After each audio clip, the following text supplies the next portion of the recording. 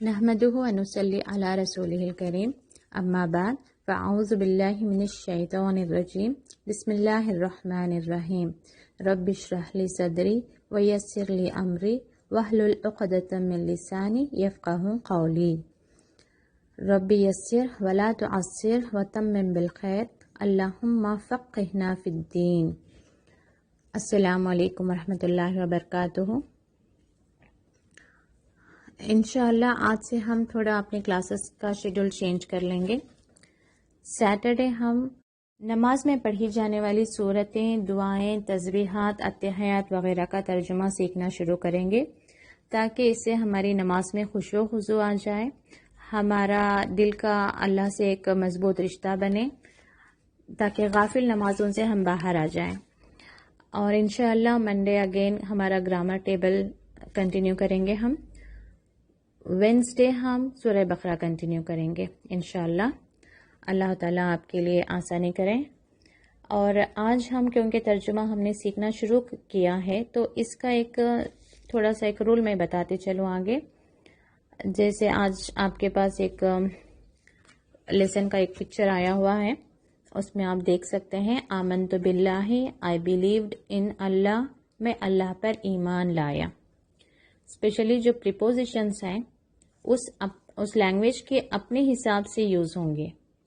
अब जैसे आई believed in अल्लाह, इन का अगर मैं सेपरेट लूँ तो मे इन please keep in your bag, अपनी बैग में रखें। इनका मतलब क्या है? मे। तो देखिए जब यहाँ पे मैं लिख रही हूँ उर्दू में, मैं अल्लाह पर ईमान लाया, तो यहाँ पे क्या यूज़ हुआ? पर, में यूज़ नहीं हुआ। इसको मैं और भी सिंपल आपको बताना चाहूँ रूटीन लैंग्वेज में। मिसाल के तौर पर अगर मैं बच्चे से पूछ रही हूँ क्या आपने होमवर्क लिखा, अब इसको मुझे इंग्लिश में लिखना है, तो क्या मतलब व्हाट, आपने यू होमवर्क लिखा, road, what you homework road, क्या मैं ऐसे लिखूंगी? नहीं। उर्दू का मुझे मतलब समझ में आ गया कि आपने होमवर्क लिखा। अब इसको मैं इंग्लिश में उसकी अपने स्टाइल में, उसके अपने ग्रामर रूल को फॉलो करते हुए did you right your homework या did you right the homework, ऐसे मैं लिखूंगी, राइट। या इससे भी सिंपल सेंटेंस ले ले आप, जैसे कम टू मी, इसका मतलब आओ को मुझे नहीं, आओ मेरे पास, जबकि कहाँ है पास का वर्ड हमें इंग्लिश में वहां पे नहीं मिलता। ठीक है, तो ऐसे ही अरबिक में भी जब आप अरबी से उर्दू में आप ट्रांसलेशन कर रहे हैं तो आप उर्दू का कायदा फॉलो करेंगी। उर्दू के लिए सेंटेंस बनाने के लिए जैसा प्रीपोजिशंस की ज़रूरत होगी आप वैसे ही यूज़ करेंगे। ठीक है, जैसे एक मिसाल ये दे रहे हैं, वरहमनी, और मुझ पर रहम फरमा। अब मैं सिर्फ इसको देखो अरबी को, वा और अरहम, रहम कर, नी मुझ, और रहम कर मुझ, तो ऐसे हमारा उर्दू में हम नहीं लिखेंगे, हम उर्दू के ग्रामर के हिसाब से, और मुझ पर रहम फरमा। ठीक है, क़िनी अज़ाबक, क़ी मतलब बच्चा, नी मुझे, अज़ाबका तेरे अज़ाब, तो मतलब क्या हो गया? बच्चा मुझे तेरे अज़ाब से नहीं है वहां पे, तो क्या मैं से नहीं लिखूंगी? नहीं, मैं लिखूंगी तेरे अजाब से बचा मुझे। तो ये थोड़ा आप जहन में रख लें इंशाअल्लाह, ताकि आपको ज़्यादा कंफ्यूजन ना हो जब आप तर्जुमा सीख रही हैं, लिख रही हैं कि इसमें में है, पर नहीं है। ओके, आज हम सूरह नास शुरू करते हैं। बिस्मिल्लाहिर्रहमानिर्रहीम। कुल आऊज़ु बिरब्बिन नास, इसका तर्जुमा देखेंगे। कुल कह दीजिए, आऊज़ु मैं पनाह में आती हूँ, बिरब्बिन नास, ये देखिए बिरब्बिन नास जुड़े हुए हैं, रब्बिन नास, तो इसको आप नास मतलब लोग समझ लें इसको पहले। अब इसका तर्जुमा बिरब्बिन नास, जैसे बिल्लाहि अल्लाह की, तो यहाँ पे बी का माना भी देख लें, बिरब रब की, रब्बिन नास जुड़ा हुआ है, तो अब हम इसका तर्जुमा एग्जैक्टली कैसे करेंगे?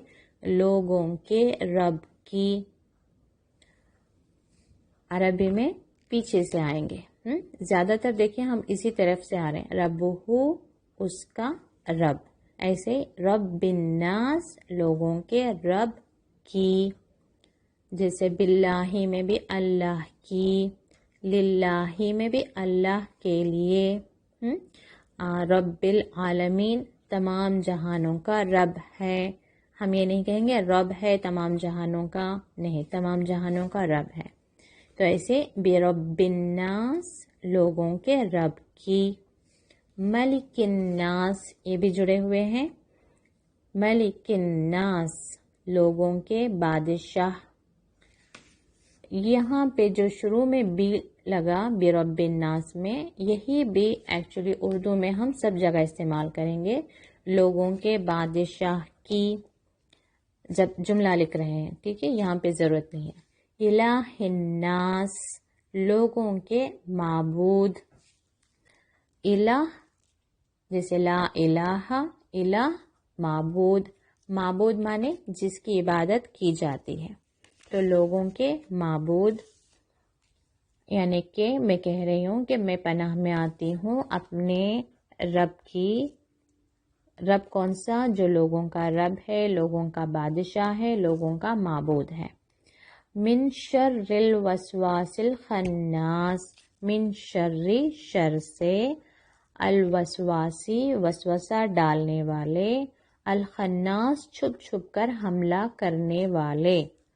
خناس کا معنی اس کو آپ کو بار بار ریپیٹ کرنا ہوگا سیکھنے کے لیے. اس کا کوئی گرامر نہیں ہے. جو ناؤنس ہیں اس کو آپ کو ایسے ہی یاد کرنے پڑیں گے. خناس چھپ چھپ کر حملہ کرنے والے، خناس چھپ چھپ کر حملہ کرنے والے.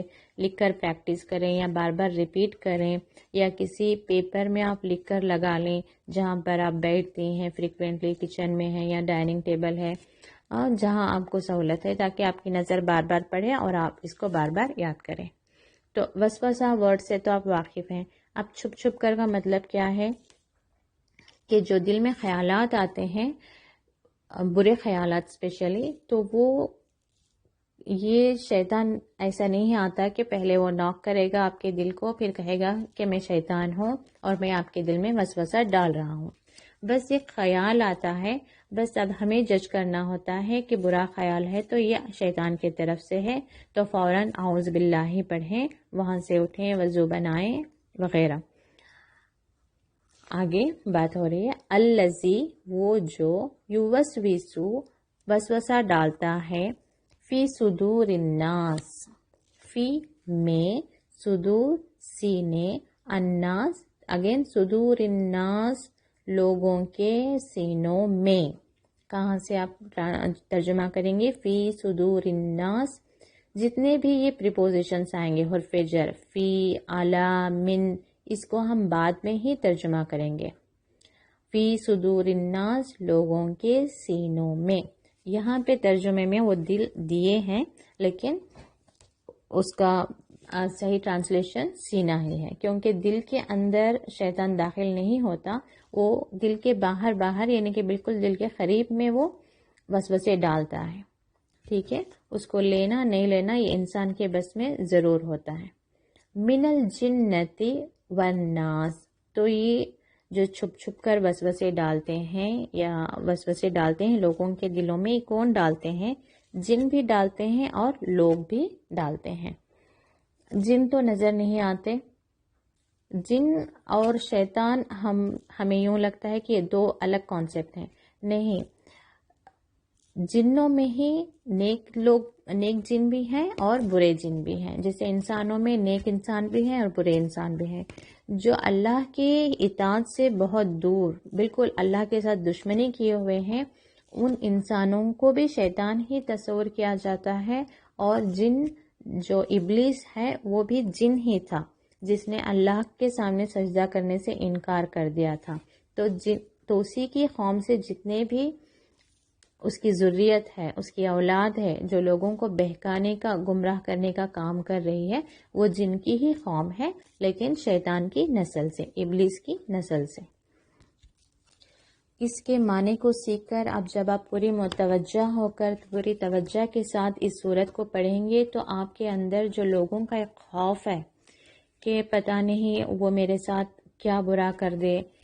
کسی انسان سے ہمیں کبھی مالی نقصان کا ڈر ہوتا ہے، کسی کی بری نظر کا ڈر ہوتا ہے، کسی کے دشمنوں کا ڈر ہوتا ہے. جس طرح کا بھی انسانوں کا خوف ہے، اس خوف سے ہم باہر آ جائیں گے.